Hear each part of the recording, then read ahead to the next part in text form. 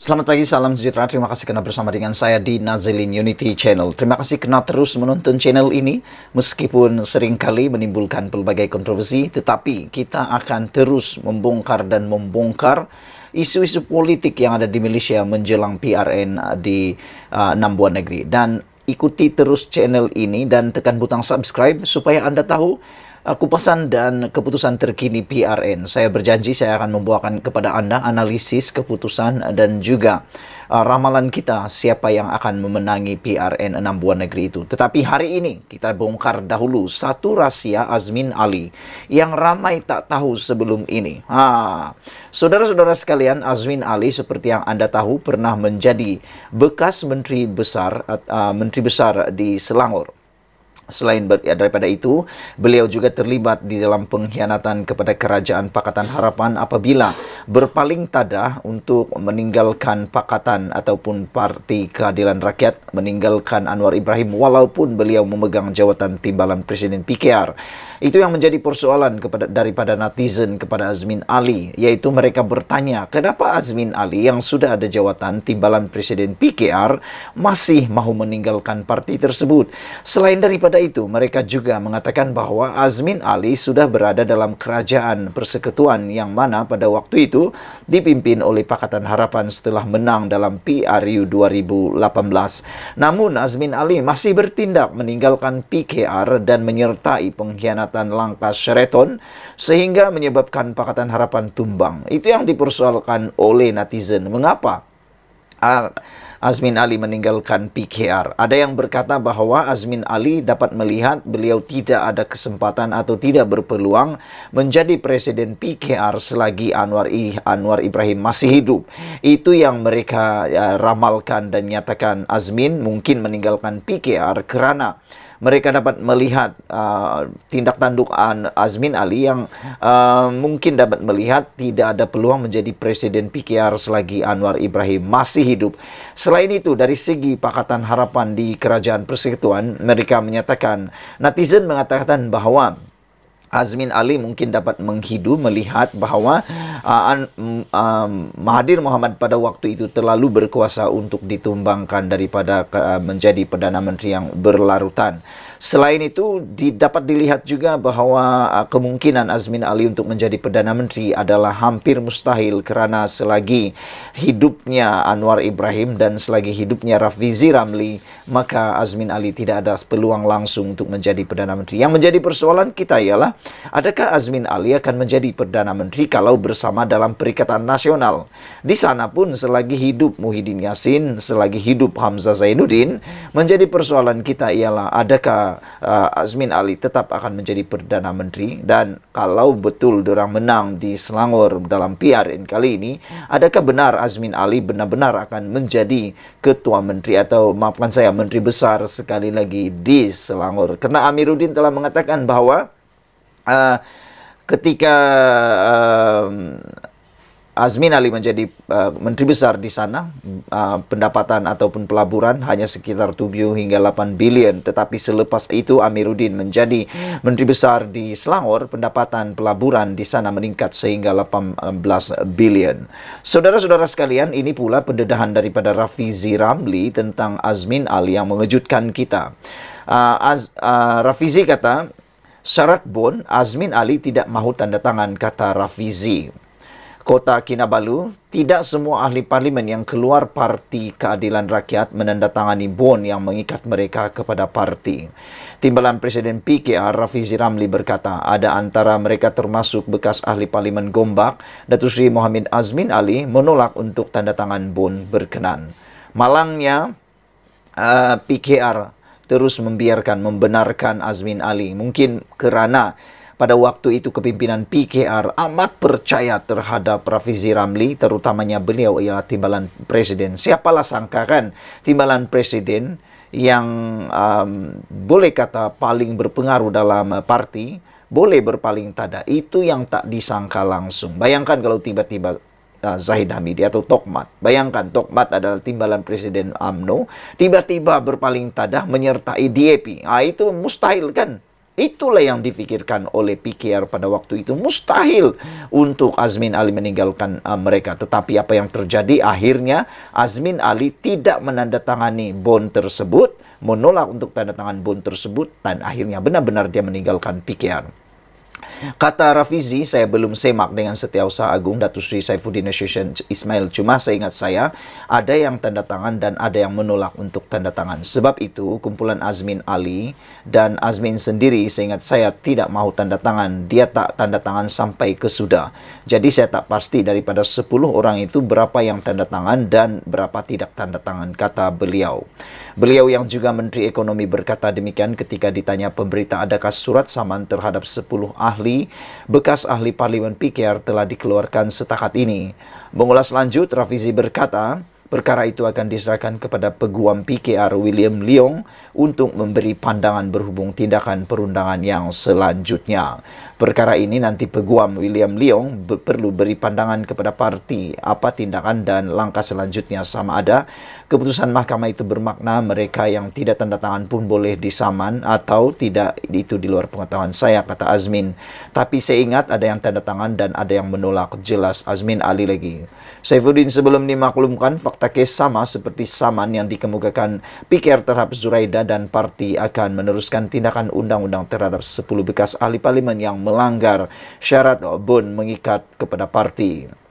Selain Muhammad Azmin Ali, berikut ialah antara ahli-ahli parlimen PKR yang telah mengikuti langkah syaitan yang telah menyebabkan PH tumbang.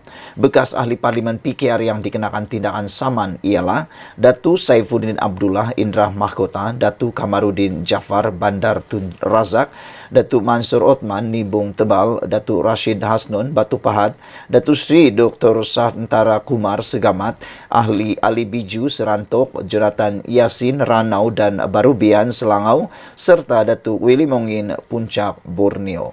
Dipetik daripada sinarharian.com. Saudara-saudara sekalian, itulah dia pendedahan kepada rahsia Azmin Ali yang menjadi tanda tanya kepada kita. Azmin Ali tidak mahu tanda tangan bond untuk menjadi calon PKR sebelum ini. Sekian dulu untuk kali ini. Jangan lupa tinggalkan komen dan tekan butang subscribe. Kita jumpa lagi. Bye-bye. Selamat petang, salam sejahtera. Ini satu keputusan yang luar biasa. Ini satu pendedahan yang luar biasa.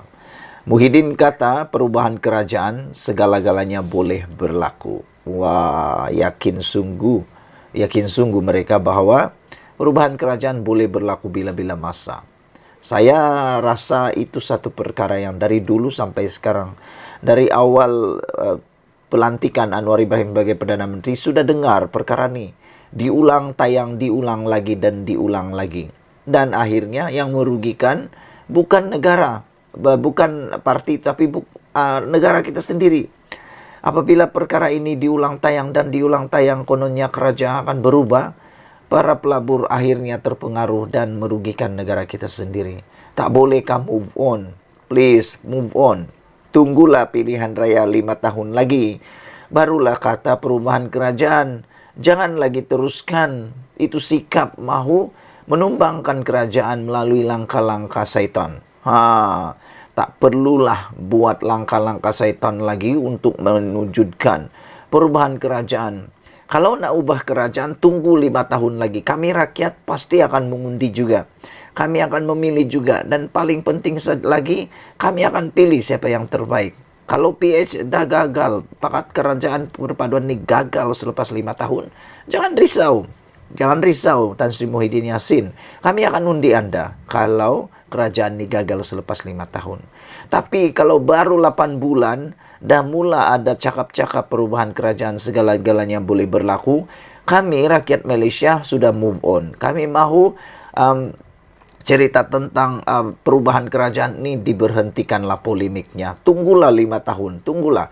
Kalau Anda setuju dengan saya, tinggalkan komen kamu. Adakah Anda mahu lihat kerajaan ini berubah lagi? Berubah lagi melalui langkah-langkah syaitan. Kalau saya tak setuju langsung. Tunggu 5 tahun lagi. Kita akan mengundi. Bagaimana Anda? Adakah Anda setuju juga?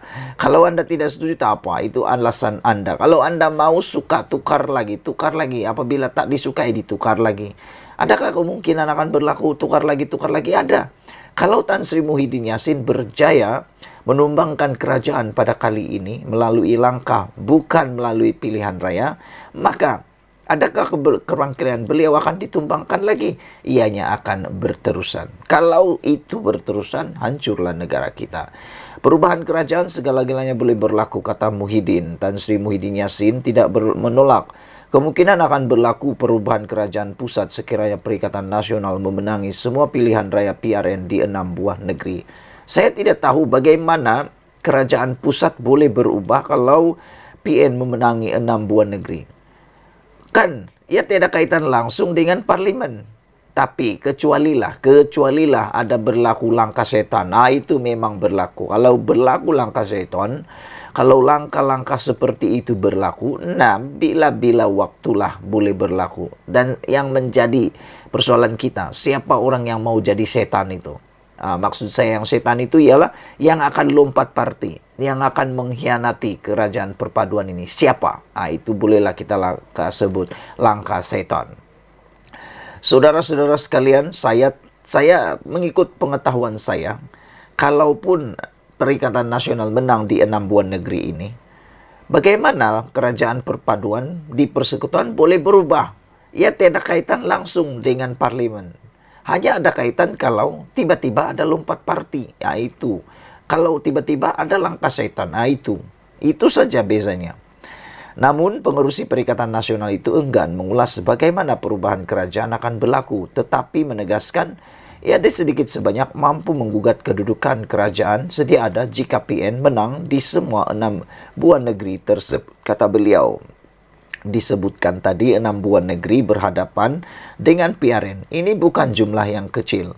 Kalau 6 buah negeri menghadapi pilihan raya dan 6 menang negeri dimenangi oleh dan dikuasai oleh Perikatan Nasional, sudah tentunya yang duduk di Putrajaya akan goyang, kata beliau lagi. Agaknya sebab itu Azmin sebutkan tadi bulan 8. Mohon doakan bulan 8 supaya apa yang disebutkan tadi akan dimakbulkan oleh Allah.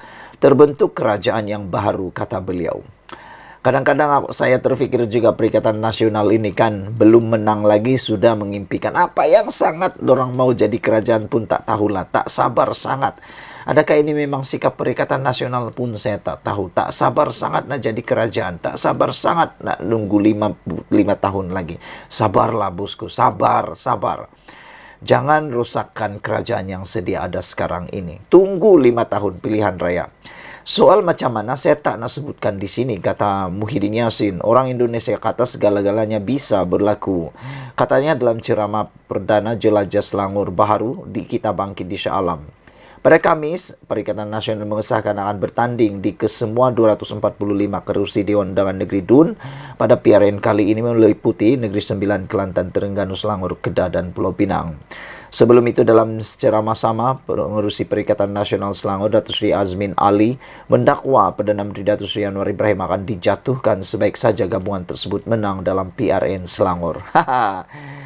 Tak tahulah kita nak cakap apa kepada Azmin Ali ini. Dia sepatutnya lebih tumpukan perhatian kepada adakah beliau akan disaman juga macam Zuraida Kamarudin yang telah berjaya di arah bayar 10 juta. Mungkin itukah yang ditakuti oleh Azmin Ali? Kita pun tak tahu. Ikuti terus ulasan selepas ini.